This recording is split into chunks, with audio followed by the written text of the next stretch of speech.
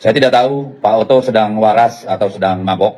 Malu dong Pak Oto, pengacara senior, tapi tidak mampu memberikan logika yang baik. Kemarin ada pernyataan dari pengacara Paslon 02, Pak Oto Hasibuan, kalau ingin memanggil para menteri, maka mereka pun akan memanggil atau bisa saja memanggil Ibu Megawati Soekarno Putri, Ketua Umum PDI Perjuangan. Saya tidak tahu Pak Oto sedang waras atau sedang mabok, karena Mahkamah Konstitusi itu juga bicara tentang substansi, karena konstitusi adalah substansi. Jadi kenapa perlu dirasakan dipanggil Menteri Sosial, Menteri Keuangan, dan Menteri yang lain? Karena menurut dalil mereka, pemilu kemarin itu diwarnai dengan pengaruh, ya, tanda kutip, dari berbagai langkah-langkah yang dilakukan oleh pejabat negara yang kemudian berdampak pada hasil pemilu. Apa itu? Misalnya bansos. Mengapa mereka perlu dipanggil? Karena asumsinya mereka ikut mempengaruhi. Karena apa? Misalnya bansos itu adalah dari anggaran APBN. Menteri Keuangan dan Menteri Sosial adalah bendahara negara serta kuasa pemegang anggaran.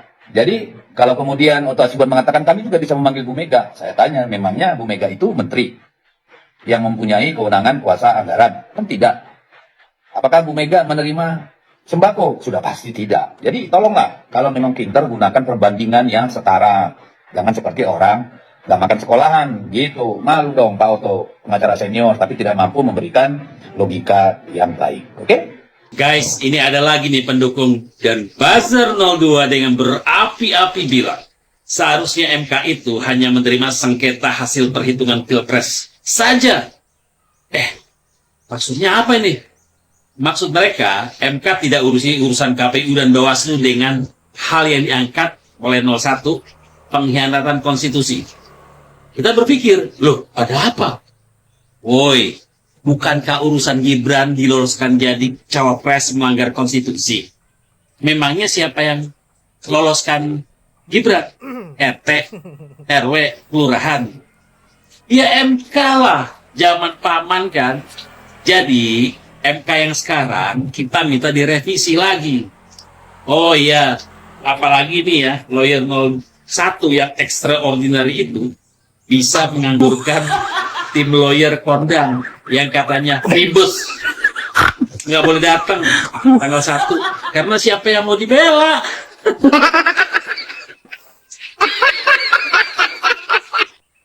Selama Jokowi masih jadi presiden, hampir mustahil pemilu itu jurdil. Hampir mustahil jurdil. Ya, sebetulnya mustahil. Karena ada anaknya sendiri, ada anaknya. Dan anaknya itu proyek dia, bukannya Gibran yang mau gitu. Ya kalau mau ya bapaknya, kalau bapaknya waras itu, bapaknya anak, kamu masih kecil gitu kan, kamu belum pengalaman, kamu bereskan dulu di Solo 5 tahun, kan bukan baru 2 tahun. Itu persis apa yang dia katakan seperti itu dulu.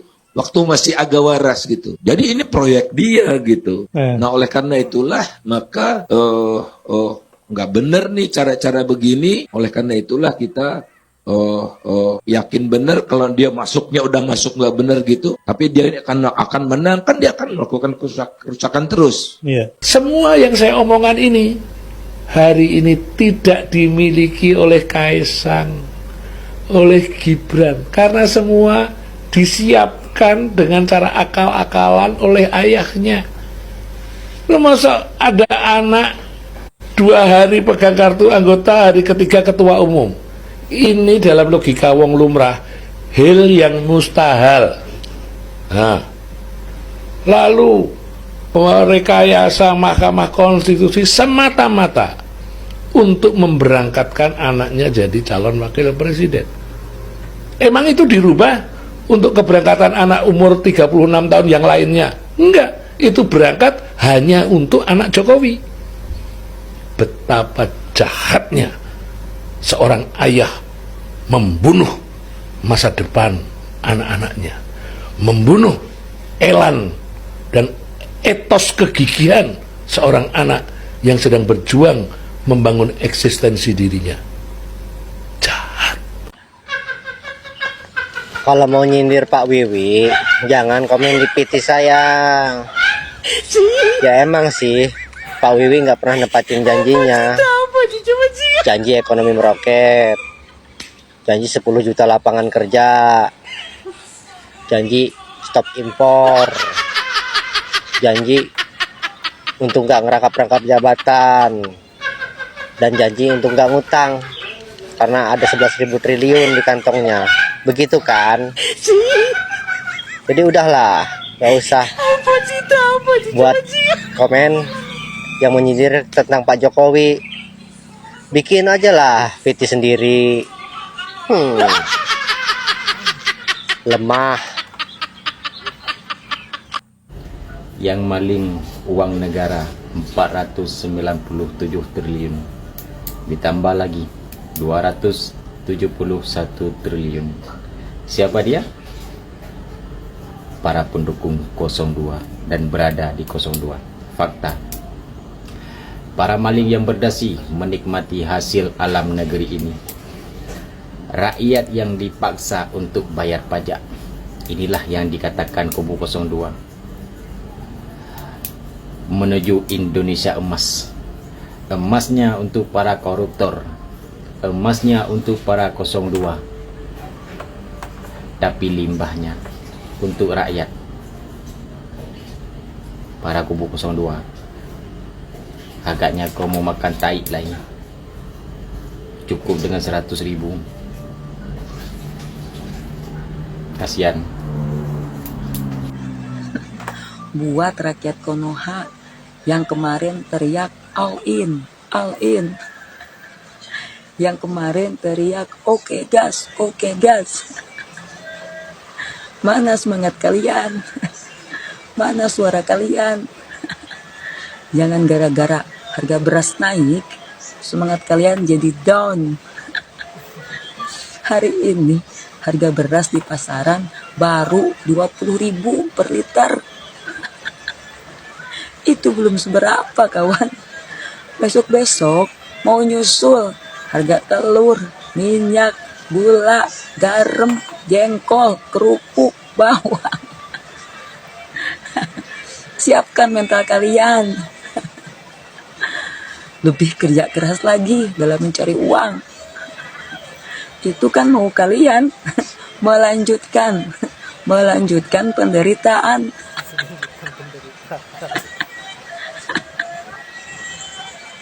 Salam perubahan, merdeka.